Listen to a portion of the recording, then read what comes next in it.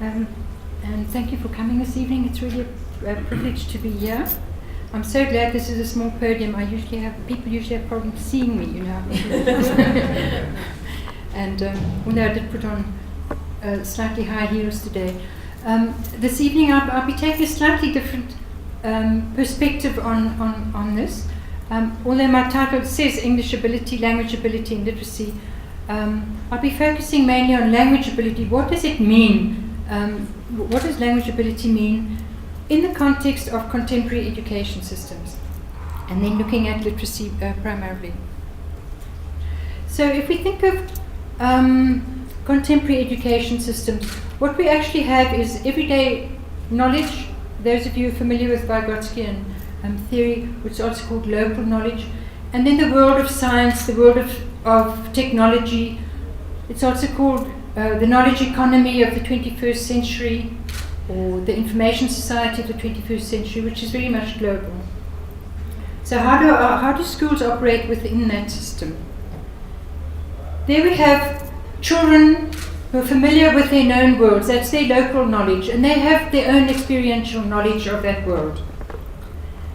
And this is the world of science and technology that we're trying to move them towards.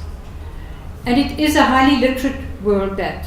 So contemporary education systems must focus on literacy and enable children. It's all about what they call epistemological access, the ability to access information in the 21st century. And there's the teacher who represents that world, the world of knowledge of the 21st century. There's only one teacher here because the others are on strike today. That teacher is usually a highly qualified, highly literate person and represents that adult world of knowledge on a global scale. And what happens in the classroom every day, it's enacted every day, is that you make this journey. The teacher makes this journey, going from his or her known world. And this teacher has a lot of content knowledge, whether they're maths teacher, science teacher, whatever, has that knowledge of the adult world in the 21st century. And it's teachers' jobs to make that knowledge accessible to children, taking it down to their level and transforming it in such a way that they can understand it and grow with it and make it their own. So they move from that adult world to the child's world, whatever level the children are at. I've got small children here, but you could be talking about grade 8 or grade 10 or whatever level. You're moving from your adult world into the world of where your children are at. And you take them with you to your adult global knowledge. And it's supposed to be a dialogic process, a scaffolded process. And eventually we want to make them independent learners so that they can access that knowledge themselves. And we try and make that process as easy as possible and as meaningful as possible for the children. And in that process we're using language all the time. And I want to focus on what kind of language do we use in contemporary, I'm not talking about South African classrooms specifically, but in the contemporary educational context of the 21st century. Leketi, these are boxes, but I don't mean them as literal boxes. They actually represent, if we talk about language ability, what kind of language are we talking about? And they're actually on a continuum, and these are the sort of extremes on that continuum. On the one hand, we have what is called basic interpersonal communicative skills, or BICS, and this is the language, our everyday language we use with our friends and our loved ones and our colleagues and so on. And we talk about everyday things. Very often we talk about our local knowledge. And we form friendships, and it's a form of social interaction. And when children come to school, they already have acquired BICS in their home language or whatever language is dominant in their lives, or maybe several languages, but they've acquired basic interpersonal skills.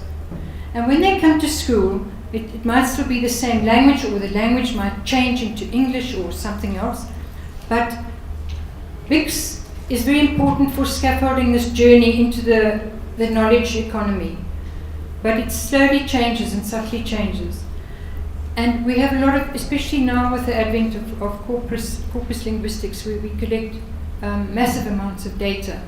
And you can analyze that data, looking at the differences between spoken and what's called school language or school literacy or academic language, academic literacy.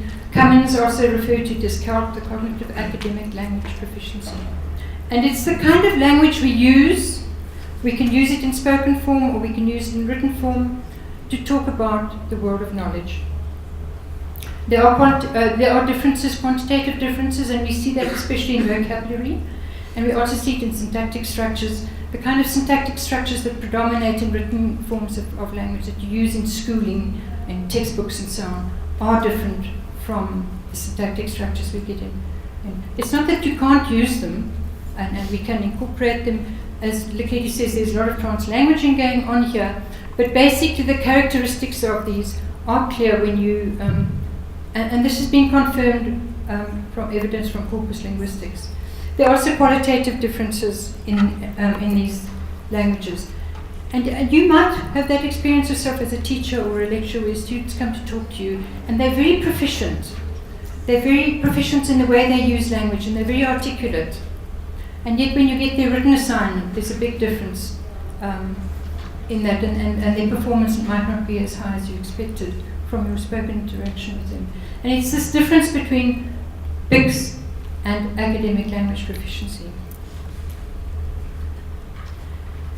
And just to illustrate this, I could take an example. Say a friend and I have had an accident, a car accident, and I'm standing next to my broken car there, and the police officer comes along, and he says, "What happened?" I say, "Well, Sarah and me, we were driving along, when this car came out suddenly and hit us like bang, right here.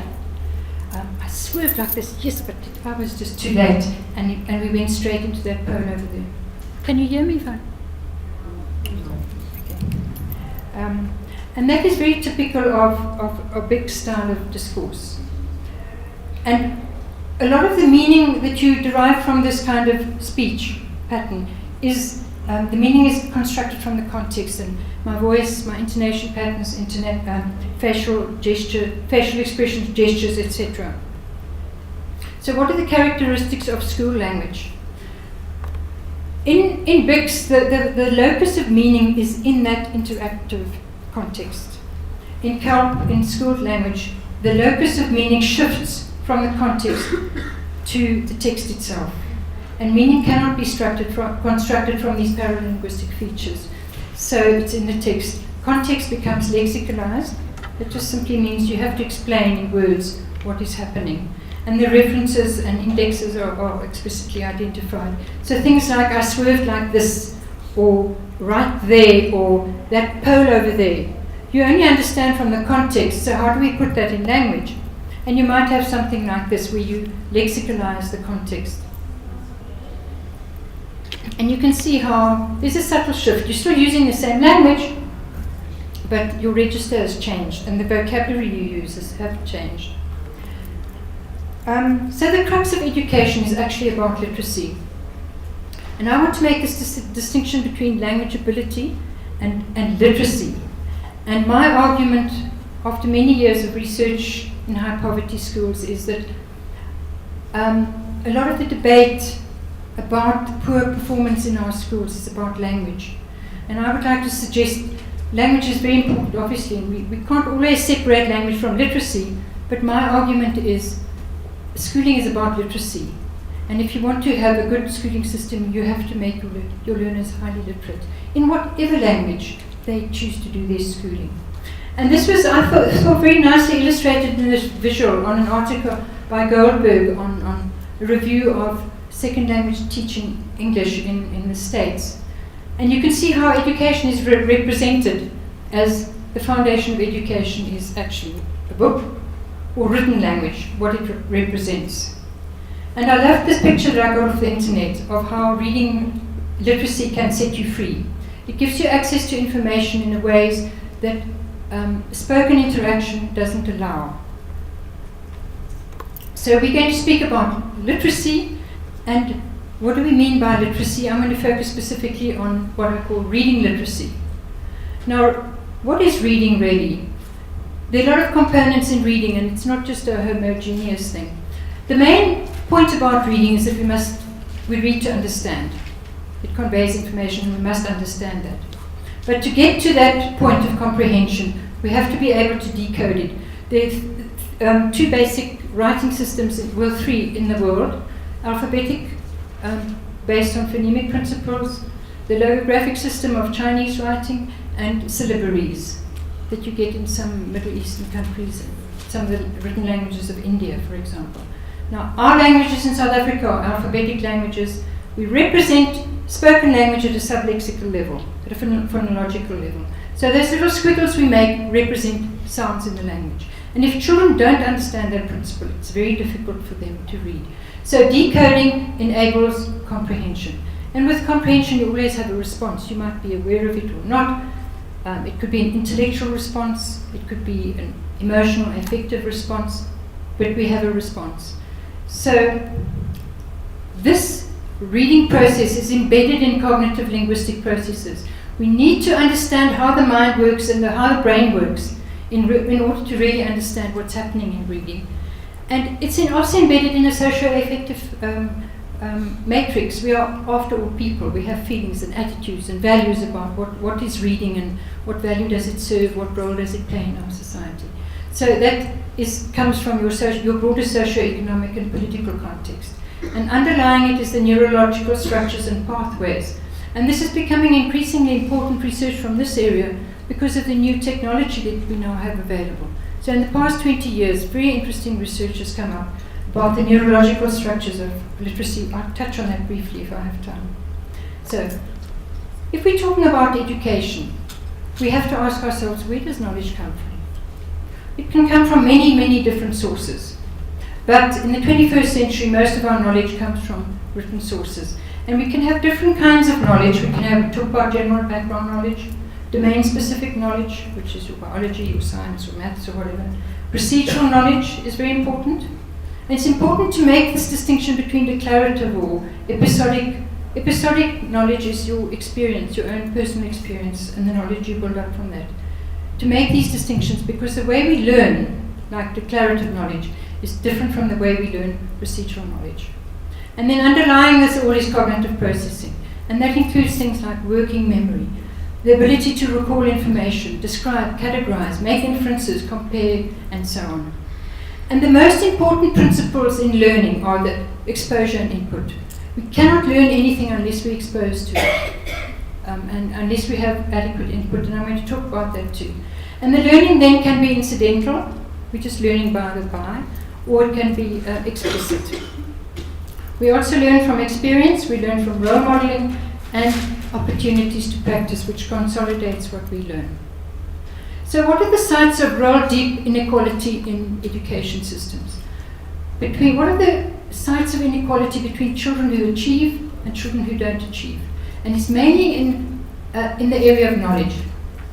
And knowledge is a product of differential exposure. And we see that in vocabulary knowledge. If you test children's vocabulary, it shows up. It's reflected in their declarative knowledge, their content knowledge, and their linguistic knowledge. And vocabulary indexes, in a way, knowledge, because underlying your knowledge of words is all these conceptual structures. We might know words like volcano and lava and so on, but they're just words and that don't mean anything unless we understand the concepts that underlie them. And if you know about volcanoes and pyroclastic flows and lava, you probably know about earthquakes, and you know about what else comes with volcanoes, earthquakes, tsunamis, and things like that. So it forms a whole network of conceptual structures. And what causes these difficulties? What affects them? We do know that socioeconomic status plays a big role. And poverty, teaching children in high poverty areas is a big, big challenge. And we need to do it very well. We need to understand how it works. And we need to do it very well. The home environment and parental interaction makes a big difference too. And notice these are all factors that give you access to input and exposure.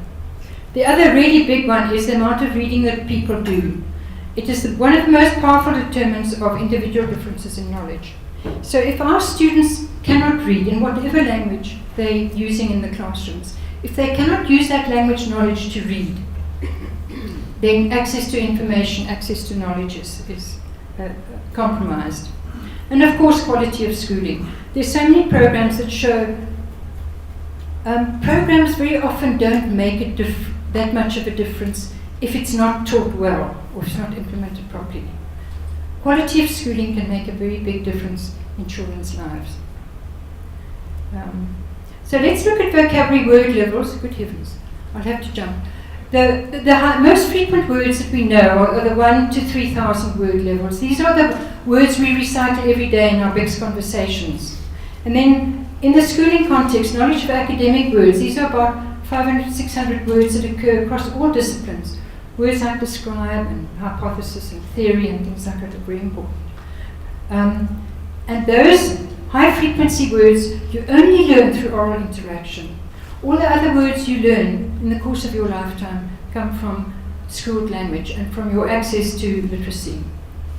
And if you look at the power of input, there's a famous study done by Hart and Risley in the 90s in America where they looked at the way parents interacted with their children. And they basically had professional parents, those were parents with a university degree. Middle class parents were defined as parents with a high school qualification, and welfare were parents who had not finished their schooling, and these were often girls who got pregnant and dropped out of school. And they found they take them for an hour every month over a 3-month period, and they found there were quantitative and qualitative differences between the way that parents were speaking to these children. And it had some incredible consequences. At the end of 3 years, the children whose parents spoke a lot to them had an average knowledge of over 1,100 words, whereas the children from the welfare parents, you can see, had 525 words. You can just see the amount of exposure, cumulative over three years. The children from the professional homes were being exposed to at least 33 million words, and those from the welfare homes to only 9 million words. And you can understand this richness of input. Who's going to learn the most from it? If you don't have exposure, if you don't have input, you don't learn. And it seemed to affect their IQ as well.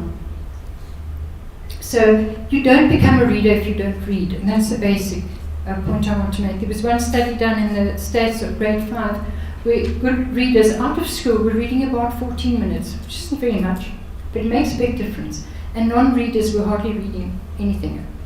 And in terms of exposure, the ones who are reading, even just 14 minutes out of school, this is not the exposure they're getting in school. They were exposed to at least 2.5 million more words than the children who were not reading, who were only exposed to 51,000. These are estimates, of course. So if we look at the grade 4 pre-pearls results that were released at the end of last year, again, South Africa came last. We participated and we came last. The international mean was 500.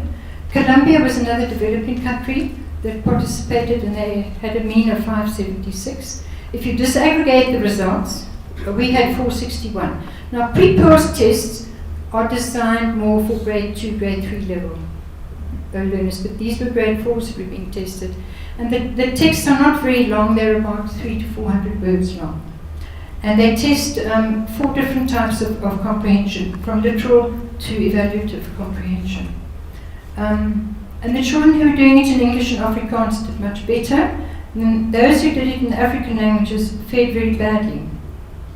And these were children who had had 3 years of mother tongue exposure in the African languages. And 60% of the children who did the test in English were second language learners of English. So what is happening here? There's nothing wrong with these children, with African language children. There's nothing wrong with African languages. But maybe something is happening in those classrooms or is not happening. And my argument is that the children who are coming from those classrooms are talking a lot in the African languages. Education is happening orally, but that shift to a literate orientation is not happening. You don't learn to read unless you're exposed a lot to books. And these children are not reading enough in the African languages. And as Leketi's results showed, as soon as children have access to books and they read a lot, these Matthew effects start happening. They just become better readers. We don't have time for all this. But basically, if you look at the neurological view of reading, I like this thing. It's called reading is how people install new software in their brains. And to some extent, that is true. If you look at the brain, those blue and purple and red, do men understand those terms? That you see there? Those are the language aspects of our brains. The frontal lobes and the temporal lobes are our inherited language areas of the brain. And if you, basically 4 lobes. So the frontal lobe, the yellow one, that's where Broca's area is. A lot of language, and when we use language orally, it's processed there. And the temporal lobe, especially the superior parts of the temporal lobe, those are the typical traditional language areas. The parietal lobe is engaged more in spatial processing of information. And the occipital lobe is this lobe at the back of your head, and that's where visual processing takes place. It's a dedicated visual part of the brain. Now, reading is a fairly modern invention, cultural tool. It's only been around for 4,000 years. But we've been speaking and using language for at least, 80 to 200,000 years. So the brain has evolved structures for language, oral language, but not for written language. And in the occipital lobe, or the inferior parts of the temporal lobe, there are very dedicated areas for face recognition, object recognition, and color recognition. And we use those to see and make sense of our visual world. Now, what happens when children learn to read, especially in alphabetic language, where phonological processing is so important? Object recognition, that area of object recognition is used by the brain for literacy. But it has to connect up with the brain part of the brain. So you have to form new neural connections there, new neural pathways back to the language areas. And those of you who are familiar with neural structures, I've just used this. This is actually, those slides are from Broca's area, but it just shows you how when you first start learning something, there are just a few connections being made. And the more practice, the more exposure you get, the more those neural networks develop. And you can't have automaticity, you can't do anything fluently unless you have these very rich neural connections. And children, when we teach them to read in the early stages, that decoding process, if it's not done, if they don't reach high levels of fluency quickly, they find it very difficult to understand what it is that they're reading. And this is a skill that transfers across languages, as Lilli spoke about it earlier. We know from research all over the world, if children are taught to read an alphabetic language in one language, they easily transfer those skills to another language. You just have to fine-tune the small details, but that knowledge is there. And our children, if they start off in the African languages and they can't read in their languages, it's so much more difficult when they switch over to English, because they haven't developed these coding skills in their own language. And that's why it's so vitally important that literacy is developed from an early age in these children. So basically, in the schooling context, you have literacy for learning. You need literacy to access learning and to become a learner and to, fly freely, as that nice visual shows. You have to acquire the language of literacy, the academic language. And you don't acquire that just from spoken input. And to do that, we use language in the classroom all the time. But as teachers, you're trying to shift your children to a more literate orientation of literacy. Do we have time for this? Not. Okay. That's it. If I could just quickly show you, then if we have different models for language and education, you have a straight for English, L1 early exit, L1 gradual late exit, or no exit, and you just go straight for African languages throughout. It doesn't matter which of these models we choose. With different schools, we are a democracy, and different schools can choose to go for different models. It doesn't matter which one you choose. But if you're not making it a literate model, if you're not giving children access to literacy, it's going to fail anyway. Thank you.